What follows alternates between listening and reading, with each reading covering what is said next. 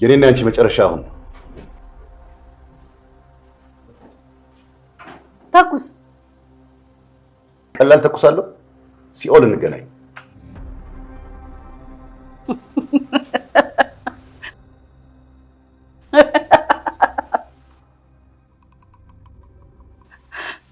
ፖሊሶቹ ደርሰዋል። መሄድህ ነው።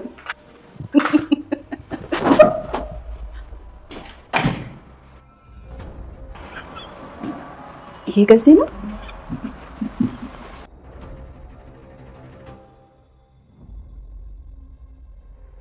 እናንተ ውጡ በቃ። አንቺስ? እናንተ ውጡ አልኩኝ እኮ በቃ። ልጅቷን ይዘሻት ውጪ። እኔ እመጣለሁ እዛ ያላችሁበት።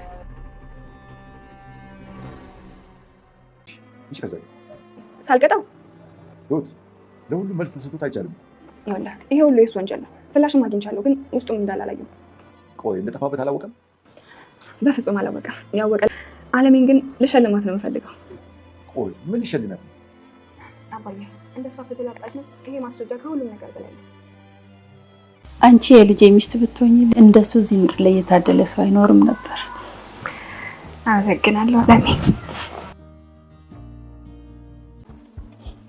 አዎ ማይ ልክ ነሽ። እሷ ያንተ ሚስት ከሆነች ፈጣሪ አንተን ይወድሃል ማለት ነው። እኔማ ልጅ ስላላት አይሆንም የምትመስለኝ ነበር። ልጅቷ ያንተም ናት፣ እኔም ልጅ ትሆነኛለች። ባንዴ እኮ ልጅ ሰጣኝ ማለት ነው። እሷ ግን ትፈራለች መሰለኝ። በስራዋ የሆነ ነገር የምትያት ይመስላታል። ስራዋ ምን ሆነ? እሷ እኮ ጀግና ሴት ናት። እንደውም አንድ ሰው ቤት ስትገባ የቤቱን ችግር ልትፈታ የምትገባ ነው የሚመስለኝ። እኔ ደግሞ ያደረገችልኝ ነገር በቃላት የሚገለጽ አይደለም።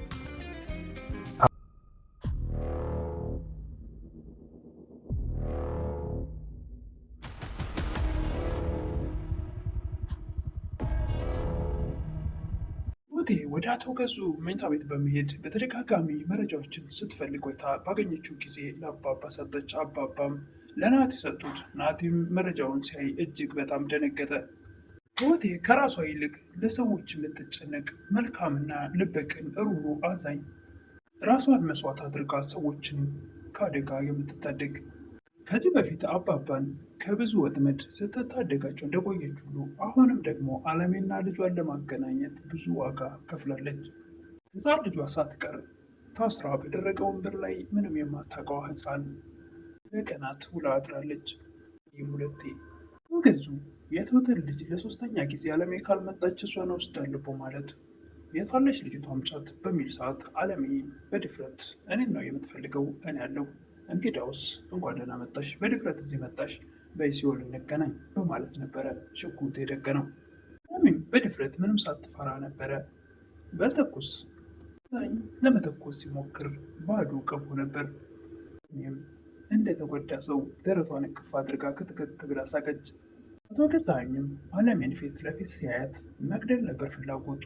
ነገር ግን ትሁቴ በመጀመሪያ ደረጃ ልጅሽን ይዞታል ቶሎ ነይ በማለት ልጇንም ለማስመለጥ አለሜንም ለማደን ስለተዘጋጀች ገዛኸኝም ሽጉጡን መተኮስ እንዳይችል ቀለሙን አውጥታ ሁሉን ነገር አዘጋጅታ ነበር አለሜን ልጅሽ ተይዟል ነው ያለችው።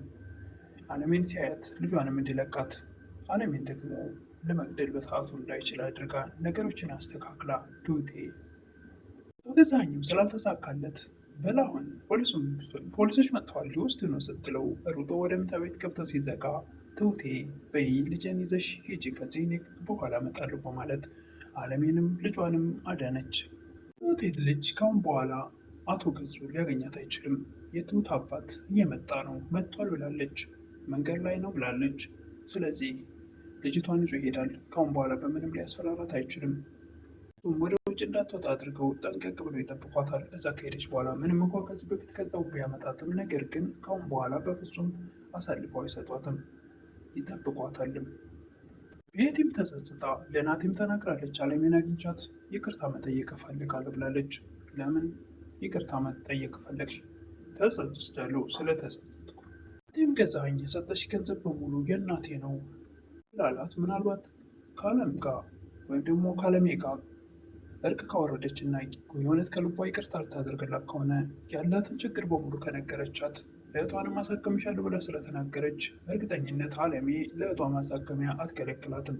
እሷ ከልቧ ይቅር ብላ ያለውን ነገር የምታስረዳት ከሆነ ቤቲ በተደጋጋሚ ለትሁትም አለሜን ማግኘት ትፈልጋለሁ ብላለች። ነገር ግን ሌላ ተንኮላስ ባይሆን እንደዛ እንዳይባል ደግሞ የትም የፈለግከው ቦታ እንገናኝ ብላ ለናቲ የምትፈልገው ቦታ እንገናኝ አምጣት ብላለች። ብቻዋን አላለችም። ከልጇ ጋር ከሆነች ምንም ብላ ልታጠቃት አትችልም። በእርግጠኝነት በእርግጥም አለም አሁን ለቤቲ ትሸነፋለች ማለት አይደለም። እዛ ውስጥ ያን አፍነዋት የነበረ ጊዜ አንቺ እብድ ነሽ፣ አንቺ አስቀያሚ ነሽ፣ አንቺ እንደዚህ ብዙ ነገሮች እየተናገሩ ቅስሟን ሰብረዋት ራሷን እንዳበደች እና ሰው እንደጠላት አስመስለዋት ስለነበር አይምሮዋን አሳምነው ስለነበረ ነበር እዛ ባዶ ቤት ባዶ ክፍል ሲያስጨንቋት ያኔ ትፈራት የነበረው ቤቲ። አሁን ላይ ግን የሆነ ነገር ላድርግ ብትል ቤቲ አለሜ በፍጹም ዝም ብላ ራሷን እሷ እስክትመታት የምትጠብቃት አይደለችም። ናቲም ከትሁቴ ጋር ጊዜ ማሳለፍ ይፈልግ ነበር። ነገር ግን እዛ ቤት እንደወጣች ብትቀር ኖሮ ከሽጉጡ ውስጥ ቀለውን እንዳወጣችው እሱ ይጠራጠራት ነበር። አቶ ገዙም ለቤቲ እሷ ካላደረገችው ይህን ነገር ተመልሳ ወደዚህ ቤት ትመጣለች፣ ካልመጣች ግን ራሷ ናት እያለ ስለነበረ ወደዛ ቤት መመለሷ ጥሩ ነው። ናቲ ስለ እሷና ስለ እሱ ግንኙነት በሚያወራት ሰዓት አለሜ እኮ ላትፈቅድለት ትችላለች እያለች ትፈራ ነበር ትሁቴ። አለሜ ደግሞ ልጇ ትሁቴን እንዳያገባ ማድረግ አትችልም፣ ከዛ ከቁም ቅጀት ያወጣቻት እሷ ናት። ልጇ ሳይሞት ሞታለች ተብላ ሳታብድ አበድሽ ተብላ ነገሮች ሁሉ ተዘበራርቀውባት ሌሊቱንም ቀኑንም ሳትለይ የምትኖርበት ውስጥ ያወጣቻት እሷ ስለሆነች ትልቅ ባለውለታ ሆነች። መጸዳጃ ቤት እንኳን መሄድ አልችልም ነበር እያለች ለልጇም ስትናገር ሰምተናል። አለሜ አሁን ትሁቴና ናቲ አንድ እንዲሆኑ ወይም ደግሞ እንዲጋቡ ፈልጋለች። ናቲ ፈርቸሽ ነበር እናቴ ልጅ አላት ብለሽ ደስ አይልሽም ብዬ። በጣም ጀግናና ቀና ልብ ያላት ልጅ ናት። እሷ ሚስት ሆነች ማለት አንተ ፈጣሪ ይወድሃል ማለት ነው ነበር እንደውም መልሷ።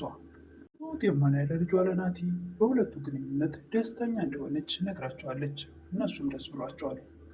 አለሜ ሀሳብ አቶ ገዙ ጋር ያለውን ንብረቷ በሙሉ ተመልሶ ሁለቱንም በትልቅ ድግስ በሰርግ እንደምድራቸው ተናግራለች። ነገር ግን ናቲ ያውቃል ገንዘቡ 80% በቤቲ ስም እንደሆነ። አቶ ገዙም ከዚህ በፊት ቤቲን እኔን ለመካድ ብትሞክሪ ግንባርሽን ብዬ ነው ጸጥ የማደርግሽ ብለዋት ነበር። አሁን ላይ ቤቲ እህቷንም ለማሳከም እየተሯሯጠች ነው። አለሜንም ለማግኘት ይቅርታ ለመጠየቅ አንድ ጊዜ ትሁትን አንድ ጊዜ ናቴን እባካቸው አገናኙን እያለች ቸኩላለች። አቶ ገዙ የቤቲን የምታደርጋቸውን ነገሮች ካወቀ እንደውም በትሁትና በአለሜ ንዴት ቤቲን በቀላሉ ሊለቃት አይችልም። እንደውም በንዴት ጸጥ ሊያደርጋት ይችላል። እንደተናገረው እንደዛተው ገዙ ለማንም ርኅራኄ የለውም። ከዚህ በፊትም ለወለደው ልጅ ለናቲ ሽጉጥ አናቱ ላይ ደቅኖ ነበር። አሁንም አለሜ ላይ ውስጡ ቀለው ቢኖር ኖሮ ጸጥ ሊያደርጋት ነበር የሚፈልገው። ነገር ግን አልተሳካለትም። ክፍል ምን ሊሆን ይችላል? አባባ ለናቲ በሰጡት መረጃዎች አቶ ገዙ ወደ እስር ቤት ይወርዳል ወይስ እንደለመደው በገንዘብ ደግሞ በሙስና እንደፈለገ መኖር ይችል ይሆናል? አለምን ከልቧ ይቅርታ ጠይቃታለች ወይስ አግኝታት እንደገና ደግሞ እርሷን የሚጎዳ ነገር ታደርግ ይሆን ጨክና? በነገራችን ላይ በእርግጠኝነት ወይ ናቲ ወይ ደግሞ ትሁቴ አብረዋት ሄዳሉ ብዬ አስባለሁ እንጂ ብቻዋን ቤቲን አግኛት ብለው የሚለቋት አይመስለኝም። ቤታቸውን ሲያሳዩት ይሆን? ባያሳዩት ጥሩ ነው ብዬ አስባለሁ። አቶ ገዙ ቤታቸውን አላየውም። ቤት ያየችው ማለት እንግዲህ አቶ ገዙ አየው ማለት ሊሆን ይችላል። ተደብቄ እጃየው ልትል ትችላለች። ለምን ሄድሽ ከተባለች ትሁት ስትሄድ ከጀርባው ተከትዬ ከኋላ ትል ይሆናል፣ አይታወቅም። በነገሯ ከአቶ ገዙ ጎን አይደለም።